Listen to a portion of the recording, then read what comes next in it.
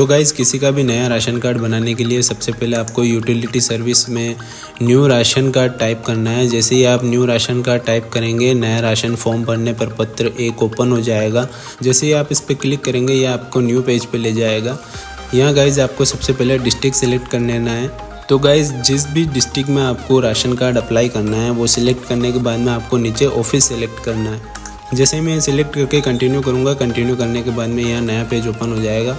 अब इस जगह सबसे पहले हमें पंचायत सेलेक्ट करनी है। तो गाइज़ मेरा रूरल एरिया है, तो उस हिसाब से मेरे पंचायत लगती है। आपका अगर शहरी एरिया होगा तो आपको वार्ड नंबर सेलेक्ट करने पड़ेंगे। यहाँ हम सबसे पहले पंचायत सेलेक्ट करेंगे। पंचायत सेलेक्ट करने के बाद में यहाँ पे गांव का नाम सेलेक्ट करना पड़ेगा। गांव का नाम सेलेक्ट करने के बाद गाइज़ आपको सबसे पहले नीचे उनका नाम फिल करना है। नाम भरने के बाद में उनके पापा का नाम, फिर मकान संख्या की जगह आप एरिया का नाम भी डाल सकते हैं। इलाके में आप गांव का नाम डाल दीजिए, पिन नंबर और मोबाइल नंबर, ये सारी चीज़ें फिल करने के बाद में आपको सबमिट करना है। फिर जैसे ही आप सबमिट करेंगे, फिर आपको डिटेल एंट्री पे क्लिक करना है। डिटेल एंट्री पे क्लिक करने के बाद में यहाँ आपको नाम शो हो जाएगा, जिस नाम से आपने बाहर फॉर्म भरा था, उस नाम को क्लिक करने के बाद गाइज़ यहाँ ये न्यू डिटेल्स ओपन हो जाएंगी। ये सारी डिटेल्स आपको फिल करनी है। हमने बाहर हिंदी में नाम टाइप किया था, अब यहाँ पे हमें इंग्लिश में डिटेल भरनी पड़ेगी।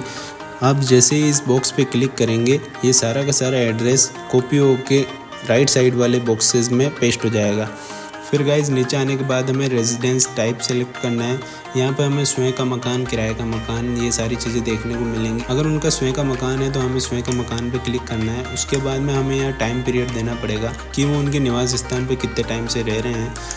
उसके बाद गाइज़ हमें ऑक्यूपेशन टाइप सेलेक्ट करना है। जिस कैटेगरी में आवेदक आता है वो सिलेक्ट करने के बाद, उसके बाद गाइज़ आप देखेंगे कि बाहर हमने जो फॉर्म फिल किया था, उस फॉर्म में जो हमने मोबाइल नंबर डाले थे वो यहाँ पे हमें शो हो रहे हैं। उसके बाद गाइज़ हमें गैस कनेक्शन स्टेटस, इसके अंदर गैस कनेक्शन सेलेक्ट करना पड़ेगा। अगर सिंगल है तो सिंगल, डबल है तो डबल, अगर गैस कनेक्शन नहीं है तो नो कनेक्शन पे क्लिक करना है। उसके बाद गाइज़ आप नीचे देख सकते हैं कि बैंक अकाउंट्स वगैरह ये मांग रहा है। तो बैंक अकाउंट्स के अंदर अगर उनका कोई अकाउंट उन्होंने दिया है तो वो आप ऐड कर सकते हैं। अगर उन्होंने अकाउंट वगैरह नहीं दिया है तो आप नॉट अवेलेबल सेलेक्ट करके ब्रांच नेम में NA सेलेक्ट कर सकते हैं। फिर जैसे ही आप सेव करेंगे, ये सारी डिटेल्स यहाँ पे सेव हो जाएगी। उसके बाद गाइज़ आपको नीचे आना है। नीचे आने के बाद आप जैसे ही देखेंगे यहाँ पे आधे अधूरी डिटेल्स भरी हुई हैं, तो हमें यहाँ पे पूरी डिटेल्स फिल कर लेनी है। उनके नाम को इंग्लिश में, मम्मी का नाम, पापा का नाम, स्पाउस नेम, उसके अलावा gender, date of birth, age, ये सारी चीज़ें, UID नंबर, ये सारी चीज़ें फिल करने के बाद गाइज़ हमें अपडेट मेंबर पर क्लिक करना है। तो गाइज़ जैसे ही हम अपडेट मेंबर पर क्लिक करेंगे तो यहाँ मेंबर ऐड हो जाएगा।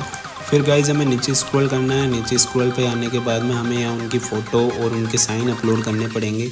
यहाँ आपको ध्यान रखना है कि उनकी जो फ़ोटो और उनके साइन है वो 10 से 20 KB के बीच में ही हो।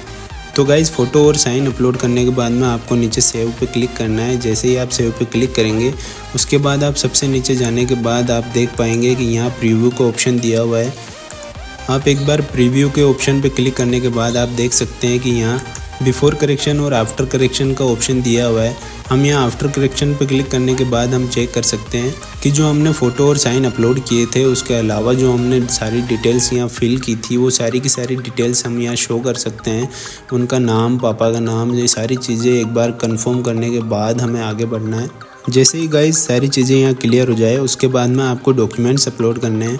डॉक्यूमेंट अपलोड करने के लिए गाइज़ हम सबसे नीचे वापस जाएंगे और वहाँ जाने के बाद हमें एप्लीकेशन फॉर्म्स में सबसे आगे की तरफ अपलोड डॉक्यूमेंट लिखा हुआ दिखेगा। हमें वहाँ अपलोड पे क्लिक करना है। अपलोड पे क्लिक करने के बाद हम यहाँ सेलेक्ट एप्लीकेशन फॉर्म कर लेंगे और जैसे ही चूज़ करेंगे, यहाँ से हम फॉर्म अपलोड कर देंगे। अपलोड करने के बाद में ये सेव सक्सेसफुल दिखाएगा। फिर हमें यहाँ पे इसको कैंसिल करना है। कैंसिल करने के बाद में सबसे नीचे आने के बाद हमें दोबारा अपलोड का ऑप्शन मिलेगा। यहाँ से हमें डॉक्यूमेंट अपलोड करना है। अब गाइज़ हम जो डॉक्यूमेंट अपलोड कर रहे हैं, हम यहाँ पे अदर सेलेक्ट करेंगे। अदर सेलेक्ट करने के बाद गाइज़ हमें यहाँ चूज़ फाइल करके डॉक्यूमेंट्स फाइल अपलोड कर देंगे। अपलोड करने के बाद जैसे ही आप सेव पे क्लिक करेंगे तो यहाँ पे दोबारा फाइल अपलोड सक्सेसफुल दिखाएगा। फिर इसे कैंसिल करने के बाद आप जैसे ही सबसे नीचे आएंगे, यहाँ पे वेरीफाई कर दीजिए। वेरीफाई होने के बाद में यहाँ फॉर्म वेरीफाई लिखा हुआ आ जाएगा। फिर आप जैसे यहाँ generate token and send to process करेंगे, ये फॉर्म आगे रसद विभाग की तरफ चला जाएगा और वहाँ से जैसे ही ये सारी चीज़ें और सारी डिटेल वो लोग चेक कर लेंगे। चेक करने के बाद गाइज़ आप यहाँ से उनका प्रिंट निकाल के एप्लीकेंट को दे सकते हैं।